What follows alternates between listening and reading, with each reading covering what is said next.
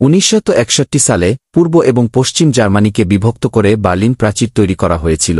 এটি শীতল যুদ্ধ এবং নিপীড়নের প্রতীক। পরিবারগুলিকে ছিন্নভিন্ন করা হয়েছিল এবং 28 বছর ধরে এই প্রাচীরটি স্বাধীনতা এবং স্বৈরাচারের মধ্যে বাধা হয়ে দাঁড়িয়েছিল। কিন্তু 1989 সালে পরিবর্তনের হাওয়া অপ্রতিরোধ্য ছিল।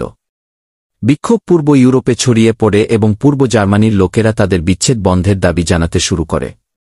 9 নভেম্বর 1989 একটি সরকারি ঘোষণা ভুলভাবে বলেছিল যে ভ্রমণ নিষেধাজ্ঞা প্রত্যাহার করা হয়েছে। ভিড় ছুটে যায় দেয়ালের দিকে। প্রহরীরা অভিভূত হয়ে গেল। লোকেরা তাদের খালি হাতে হাতুড়ি এবং পিক্যাক্স দিয়ে প্রাচীরটি ভেঙে ফেলতে শুরু করে। এক রাতে একটি বাধা যা একটি জাতিকে প্রায় 3 দশক ধরে বিভক্ত করে রেখেছিল ভেঙে গিয়েছিল এবং পরিবারগুলি আবার একত্রিত হয়েছিল। এটি ছিল বার্লিন প্রাচীরের পতন, স্নায়ুযুদ্ধের সমাপ্তি এবং পুনর্মিলিত জার্মানির সূচনা।